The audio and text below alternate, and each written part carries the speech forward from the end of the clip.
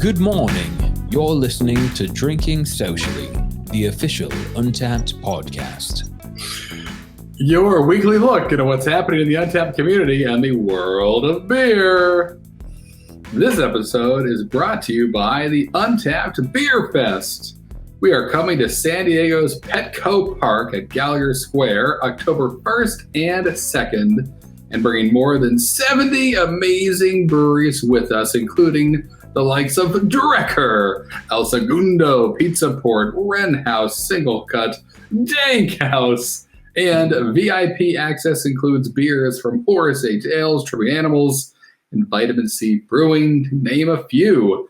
VIP and general admission tickets are still available. Visit festivals.untappd.com for more info. And don't forget to use the coupon code DS Podcast.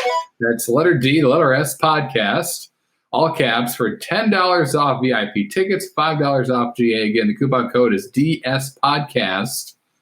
We'll see you in America's finest city with some of the world's finest beers, October 1st and 2nd. And of course, like, subscribe, etc. This week, why don't you tell your neighbor about us? Like, physically, just yell over the fence. Go out to get the paper, or that doesn't exist anymore. Going out to cut your lawn or stare at your lawn. Just yell over one of the fences. Drinking Socially has a podcast on YouTube. And just let me know what happens. If you came here because someone yelled at you over a fence, Drinking Socially podcast, please leave a thing in the comments. I'd love to see if we can track that somehow. But anyway, enough about me and things and stuff that are ridiculous. I think we're about to get a little more mellow, perhaps more mild today, John. I feel like I should have looked up what the definition of mild is. What do you, when I think of it, I go immediately to chicken wing sauces, but right. Or just like not bad in any way, but also not great in any way. Right. It was a mild-mannered reporter that repeatedly saved the city of Metropolis from the evil Lex Luthor and the range of villains that were interested in, I don't know, not drinking beer. That's why they were the bad guys. And Clark Kent was the mild-mannered superhero. It's the English mild ale that has an even more complicated backstory than the last son of Krypton. It was, if we go back in time, the time travel machine, the early 1700s, beer was awash in nomenclature, but predominantly a mild beer was just a beer that was sold young. It had nothing to do with the ABV. For the British would use terms like common or stout to signify, how much punch beer might have. Mild was basically meant that this beer isn't too old. And then in the 1700s, the term mild was at this point kind of just ubiquitous as someone saying ale today. So then taxation happened. And we've talked about this a few times on the podcast. And it actually helped evolve brewing. It was early in the 1800s that we started to see some standards change. And then later still, after the British kind of repealed their own wine Hensko, we saw brewers begin using other methods of giving sugar to their yeast. No longer were we bound to all malt beers, but we started to see experimentation with darker sugars and corn and even rice. And then wars happened, and then science happened, and we eventually arrived in the modern era where a customer could dictate what a brewer made just by choosing it. We had choice. And you could satisfy nearly every palate with the English mild, ranging everywhere from 1% to 10%, light colored, dark colored. The English mild's more of a Mystique or a Miss Marvel than a Superman, with its ability to shapeshift into the Untappd user's desired vessel or liquid. And today we see the English mild finally settling in, generally confined to about 3% ABV. There's some color shifts, but generally you can expect to find this beer a little darker in color, some malt-forward, like a malt session beer instead of a session hop beer. It's a song to the malt, but again, confined around 3%, the old world equivalent of a single hop pale ale, perhaps. Regardless of your history obsession, this beer is part of everyone's history, and it's here to stay. Harrison, will you kindly tell them why? Absolutely, John. And it really starts, well, it doesn't start, but this badge is, I guess you could say, played a bit of a role in why it's here, why people are still talking about it. And as we'll see in a little bit, a lot of breweries outside of the UK are brewing up mild. So certainly, yeah, if you haven't had one yet, a really good one, maybe closer than you think. But I think it's been around because it's just a great, approachable beer. Much like lagers have stood the test of time, this is something that's really hard to find anything wrong with. As you kind of alluded to before, it may not blow your socks off, but it's also not going to give you much to complain about. And sometimes that's what you need at the end of the day. Something that takes up zero brain space, almost, and you can kind of just sit next to you and hold your hand while you sail off into the sunset. That sounds depressing and dark and an allegory for death. That's not what I mean. I just mean like relaxing at the end of the day. Anyway, I'm ahead of myself as always. Let's talk about this badge and what we're going to drink this evening to or morning to unlock it. So mild-mannered is the name. It's kind of like a companion badge to your extra special that we did for ESBs and English Bitters just 2 episodes ago. Is obviously those English mild and English bitters share a lot of the same history. But the description of the badge says this low ABV brew is the quintessential British session beer, perfect for a day at the pub with your mates. Drink 500 beers with the style of English mild ale to level this guy up. And that's it. So one of those nice straightforward badges on Untappd. John, what are we going to enjoy tonight to work our way through this bad boy? What do we have on deck? Through, or maybe even just getting started, as we'll get to later in the show. But today we're drinking Brawler, a pugilist style ale, or puglist style ale if you're a fan of the dogs. This beer, as Harrison's demonstrating on YouTube, it comes in a beautiful can. And this is one of the first, I think, not Philadelphia specifically, but Pennsylvania breweries we've been able to feature on the podcast in a while. It comes from Yards Brewing. It is an English mild ale on Untappd. That's the only qualifier to earn or level up this badge. Is the beer you're drinking an English mild ale? Is this 4.2% ABV? So it pushes that American take on it, where we're getting maybe a little bit higher than a traditional 3.8% English mild. 12 IBUs. So this is something you can drink by the campfire. Your father-in-law will love it. Anybody should love this beer in terms of it not too aggressive. And 117,000 check-ins on Untappd. Yep. Yards tells us in their description it's the most approachable of all of their beers. Brawler is a malt-forward and delicately hopped for a knockout flavor, smooth character, hints of caramel and toast, starting to think about Oktoberfest, and remarkable drinkability define this ruby-colored brew as a true session ale, perfect for when you want to go a few rounds in the pugilist terms. Harrison, you're already working on it. I'm way behind. I'll stop talking. Please regale us with your first sips. I love this beer. This beer is magical. Just stick with first sips, though, and try to do what I'm supposed to do for once. For me, it's all about that toffee. That is what's rocking and rolling here, that kind of caramel, toasty biscuit thing that's happening. It really this beer knocks the cover off the ball. And if you're looking for caramel, toasty, roasty, light, it's beautiful looking. It's crystal clear. It's got a great head to it. It gives me a lot of the same things a amber lager would. There we go. But more of that toastiness that I get traditionally. And it's so easy to drink very quickly. So this is a gulper for me for sure. And I was lucky enough, as we all know by now, spent a lot of time in Philadelphia myself, to have enjoyed this on hand pumps and every which way you can enjoy a beer. But yeah, first sips, toasty, roasty, toffee, and you just want to drink a 12 of them. And you can, because they come in 12 packs. What about you, John? What's happening over there? You seem to be enjoying yourself. Yes. Yes. This takes all of the things that I love about an Oktoberfest and Right. it magnifies them. I feel like it's like, I mean, you nailed it. Like toffee, I think of maybe like Boy Scout popcorn or something where you get that kind of like caramel flavored popcorn Yeah. and you chewed it up a little bit, even though that Right. might sound gross. The mild, unaggressive flavor of this beer is like just getting a warm hug from a comfortable sweater. I don't know how to really describe it well in words, but this is good, and it Right. needs to come in a 12 pack. If you see this Yep. beer on the shelf, buy more than one.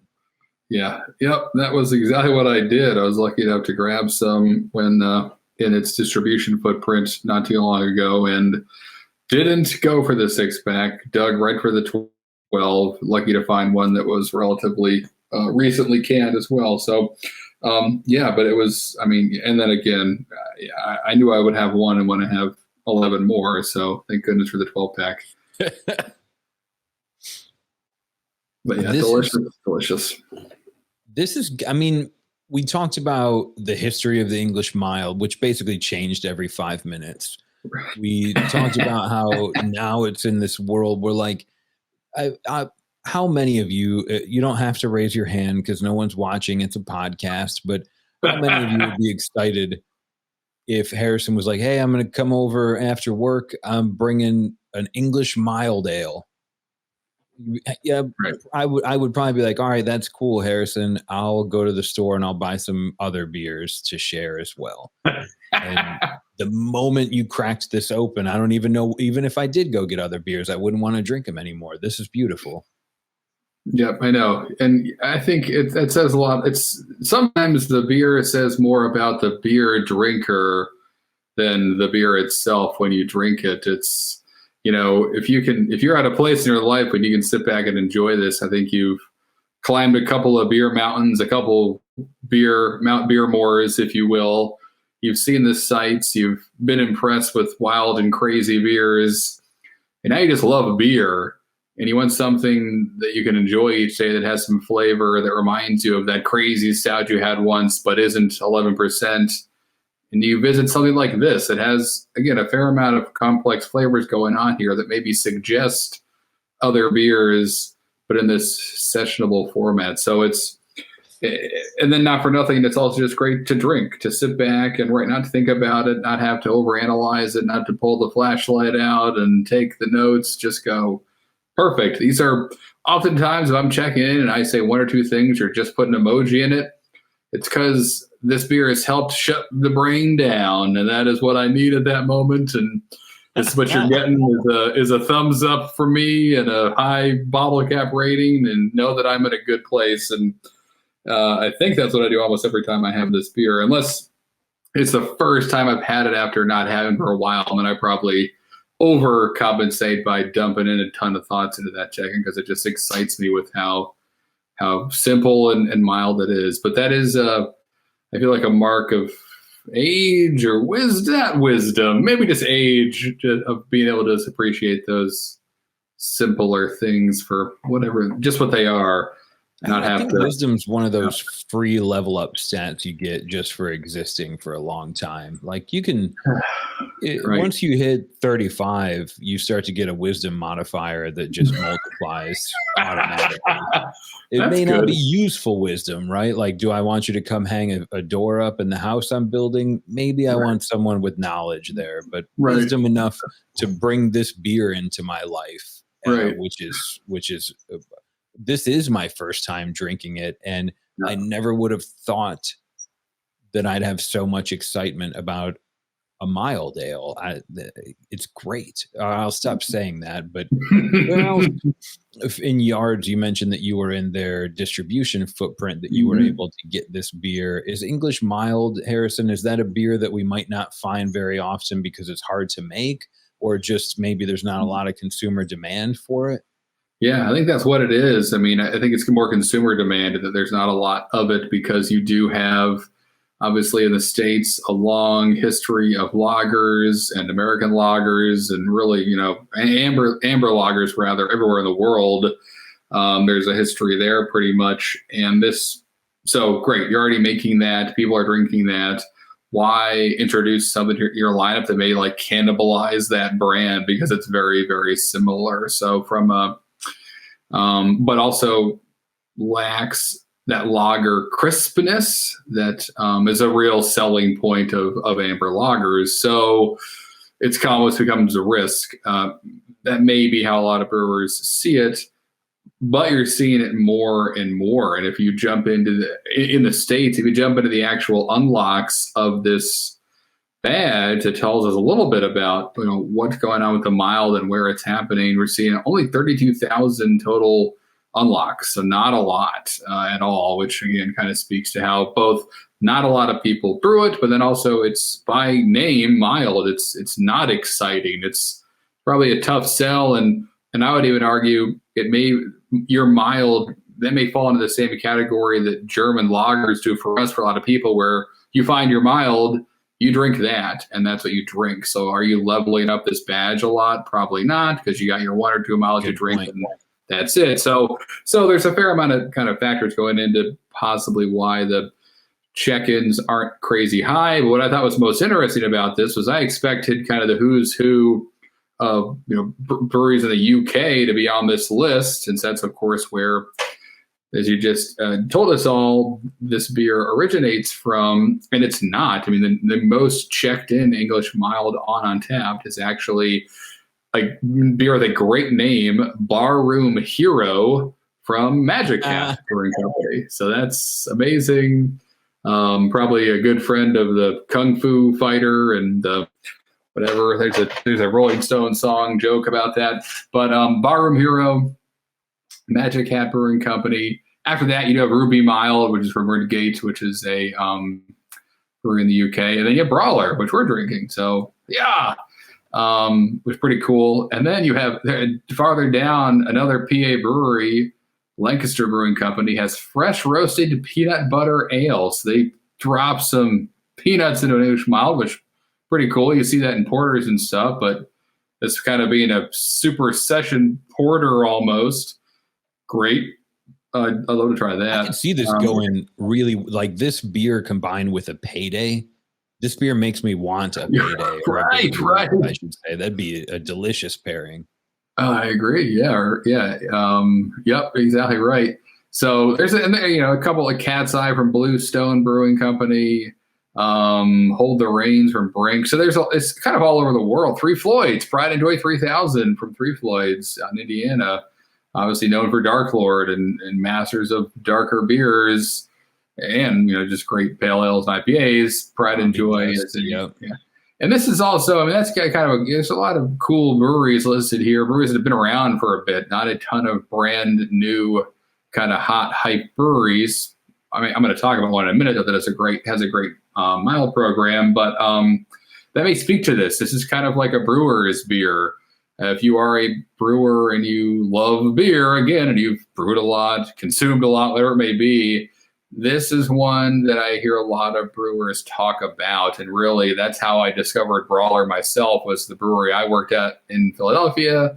That was like, hey, you got to have this. You got to try this beer. It's the best. It's world class. This is the perfect representation of this style, again and again, from different people kind of in the industry. And so happily did. I used to live right down the road from Yards, and never looked back since. So it's a unique style, but a lot of other styles are similar enough to this that already have bigger followings. But I think we're certainly specific breweries are really jumping, like Yards are honoring a lot of British brewing traditions. Yards brews tons of kind of English inspired ales.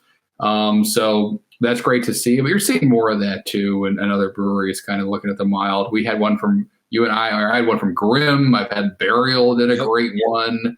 I've had a couple from Dissolver now that I've really enjoyed. So it seems to be like the cream ale, one of those beers where if you're a brewer and you know beer, at the end of the day, what do you want? When you can't grab Sierra Nevada Pale Ale, okay, what else? And it's cream ales and English milds kind of all the way across the board. There's also one thing that I thought was really cool when you pulled up some of the badge stats and the brewers and the beers. There's two Swedish breweries that found their way into this producing English milds. I won't be so vain as to try and pronounce them.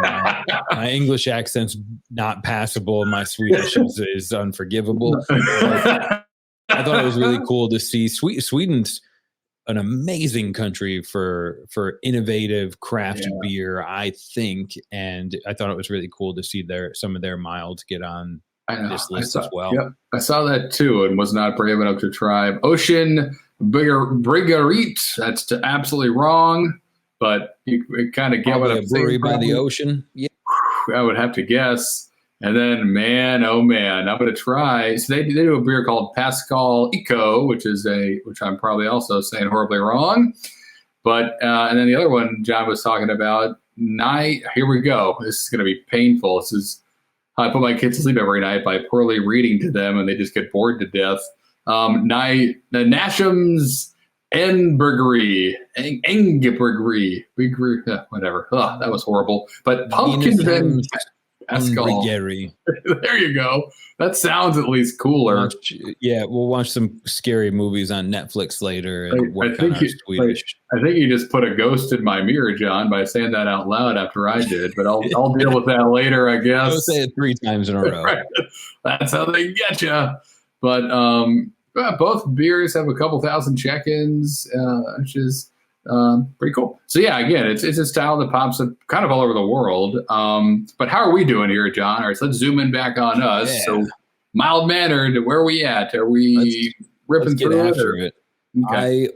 After I check this beer in, I will only need one more English mild ale to finally unlock mild-mannered badge. So if there was a verbal sad face emoji, I would be emoting that right now, because I need to find another English mild. But at least I can say confidently now I'm excited.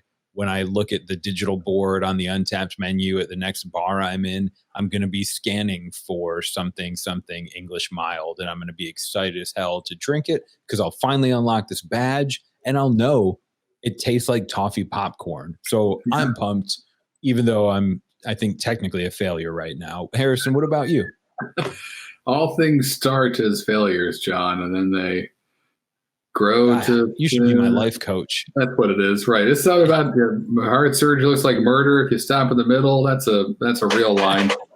So don't worry about it. All right. So I am almost level 2, so nothing impressive at all happening on my front of this either. I will say that most of the check-ins, only one of them counted towards it, but I mostly drink Brawler. But like I said, I've been lucky to find other ones recently, because I've been really seeking this style of beer out. It's just one I've loved, but it's hard to find. And most recently, I had one from Dissolver called A Bit of Clairvoyance. It's great. Actually, a housewarming gift from those guys, which was pretty cool. Sent me some sweet glassware as well that I checked in that beer too. Before that, though, they had another English mild called In the Cut with Gunther, which was amazing. So they're kind of cranking out a couple different English style ales right now, a few different ones, really every couple of weeks. So that's great to be able to get my hands on them. If you guys are ever out in Nashville, North Carolina, Dissolver is certainly a brewery to seek out. Because again, they can brew crazy IPAs with the best of them, but they're also taking time to brew beers like this. And to me, it is, I've said it before, but it is like, you're great. This is your hamburger. Anyone can brew a fancy steak and dump truffle oil on it and whatever, charge you $90 for it. But show me what you can do with just ground beef and lettuce and tomato. If you can wow me with that, now I'm interested. Now, sure, show me your magic. Shoot fire out of the grill and chuck a shrimp in my mouth. You have my attention. Have you been to a hibachi grill recently?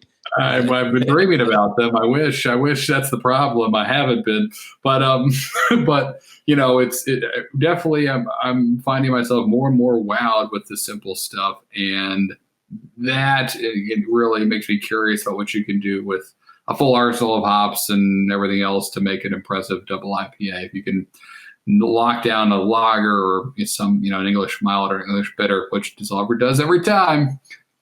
Similar to your anecdote about everything good beginning and failure, I agree. And I think if you can begin humbly, right? Learn how to make a salad, learn how to make a burger before you make a steak. I agree, and I appreciate that. And I want to ask you, in brief, a quick pause for an opinion piece.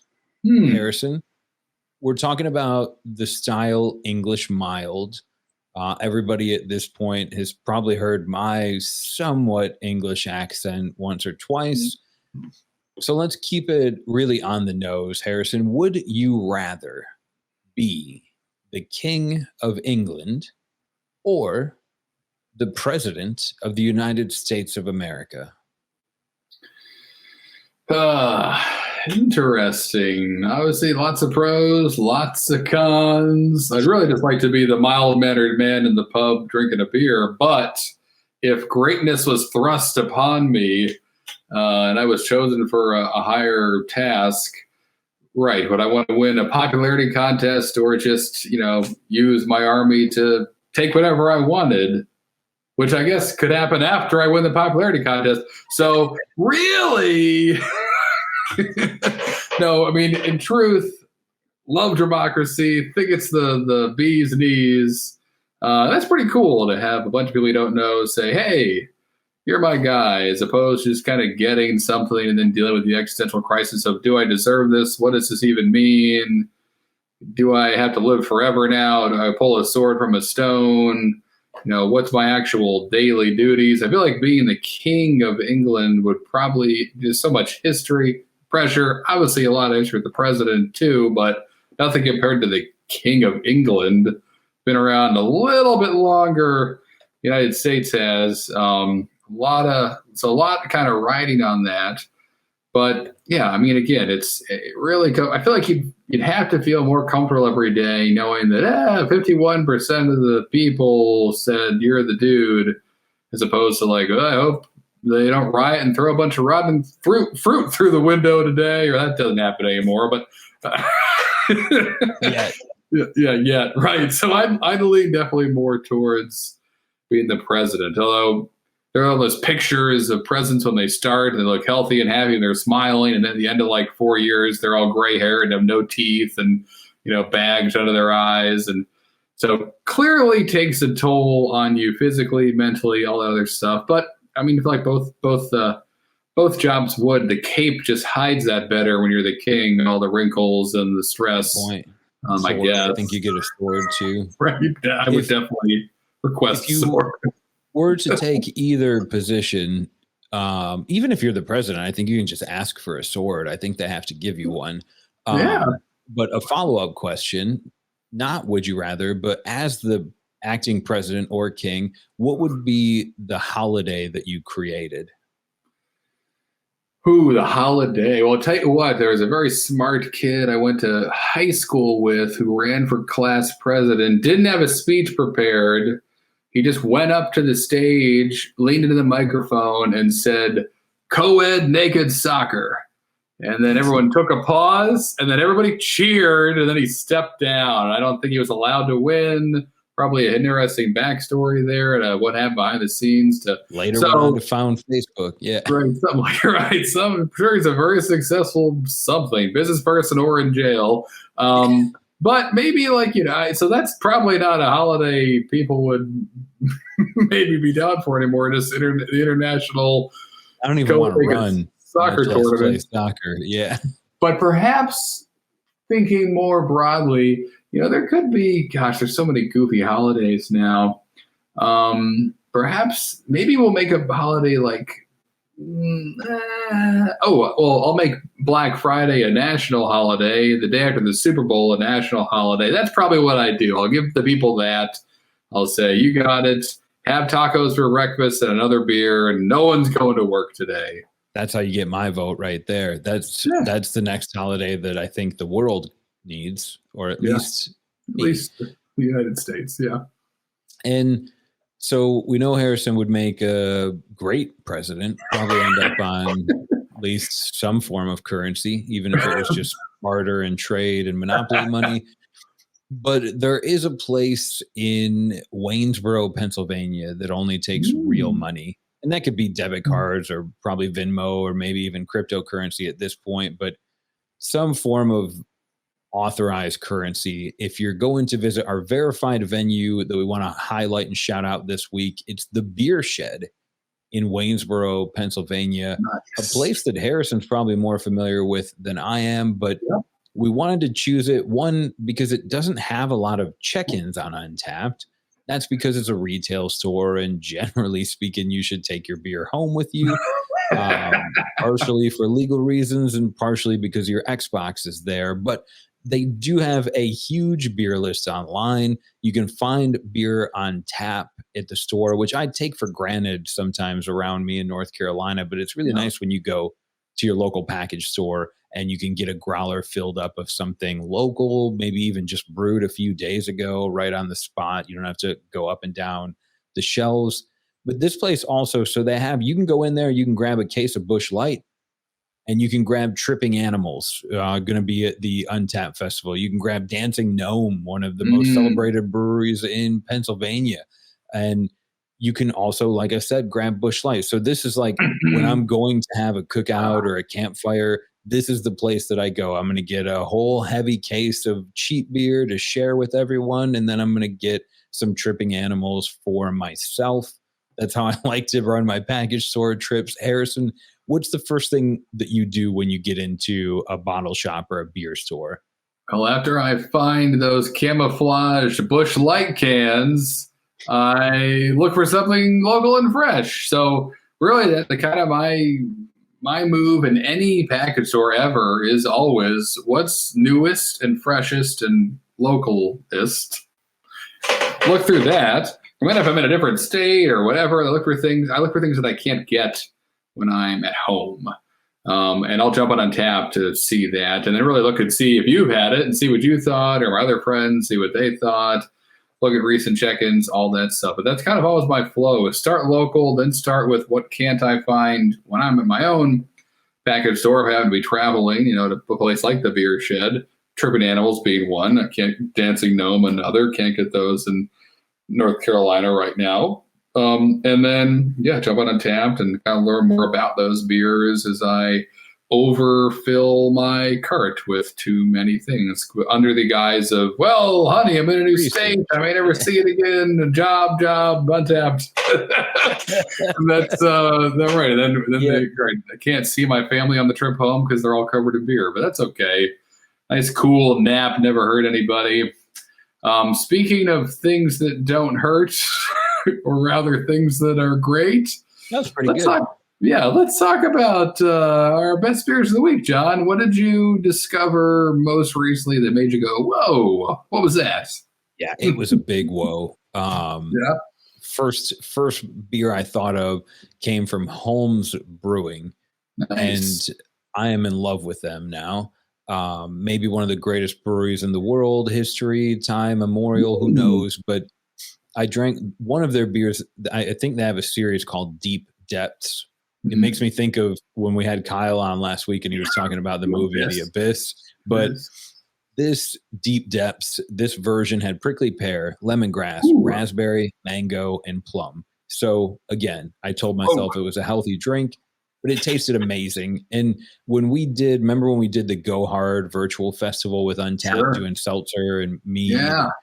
We had Smooge on, and we learned that Smooge and Holmes were a little bit connected. And I remember drinking that Smooge, and my mind was blown. I mean, it tasted better than real fruit. And as I drank Deep Depths, I could understand, or I could see that, there's definitely some shared knowledge here, because that beer tasted more authentic to the fruit than going out to a mango tree and picking a mango. Not that I've ever been able to do that, but it tasted amazing. Holmes, you guys are on fire. What about you, Harrison? Yeah, so this week I kind of was a culmination of a long-awaited beer opening. Those are words that make sense. What I mean is that I had my first beer from Pipeworks Brewing Company. I had their Mosaic on repeat, which is a 7% all Mosaic New England IPA with cryo Mosaic, dry hop Mosaic. It's all Mosaic, but kind of different forms of that hop. And I was actually a part of the Pipeworks Kickstarter campaign back in the day when, of course, they were trying to get started. Just two dudes who had a dream, wanted to have a brewery, done a Kickstarter, and they got fully funded there. And I contributed a couple of shekels, and I just never had their beer before. And so for years was like, I'll get it. And of course, like the Ninja versus Unicorn they make is really highly rated on Untappd, and a beer people still freak out about. Awesome, but I saw very great artwork. It's the whole package, and just had never gotten my hands on it. And always in the back of my head was, whenever I see Pipeworks first, don't care where I am, what time of day, I'm getting it. I'm going to drink it because I felt like I was part of their origin story a little bit, and just took a chance on just two guys with the dream, and now they're Pipeworks. And so this is really cool to finally get there, to walk into our local bottle shops here and see a bunch of cases on the ground that had just been, come in from them. And it was the first drop in North Carolina, and grabbed everything they had and, started with Mosaic on repeat. So that was very cool. It was delicious. I mean, it was amazing. Mosaic's such a cool hop. And, as we spoke about with CLS Farms on that episode, the Brewery Pioneer episode, when we talked about El Dorado, learning about the technology now that goes into hops and how it's no longer pellets and whole cone, it's extract, cryo, it's everything under the sun. There's so much more that's happened on the utilization of hops in the past couple years than in the past 200. So great to taste that all in one beer and have it be from a brewery I've always wanted to enjoy. So that was really neat to check that off the list. Awesome stuff. Well, folks, that is it. We did it again. Enjoyed some mild beers, had some mild laughs. I don't know. Doesn't matter. Not important. Hopefully someone laughed. That'd be great. Yeah, at least chuckles kindly as they, garden or whatever you do when you listen to podcasts. Sit at your computer and drink beer, I hope. As always, make sure to follow us on Twitter and Instagram. Jump on podcasts at untappd.com to listen to more of John and I jibber-jabbering about whatever we jibber-jab about. What's happening next week, though, John? We're doing something a little bit, stepping out of the comfort zone. Yeah, what's happening? Yeah, we're going to kind of roll the dice next week. We're going to talk about Untappd's maybe most infamous badge, or one of the weirdest and hardest to get badges ever. I mean, like Wheel of Styles we have yet to cover, but we've done New Brew Thursday, which is a grind. Yeah. This is just difficult, I think. So be brave with us and find out next week what the Risk Taker badge is all about. And until then, cheers! Hey, look at you. I don't know. It's the beer.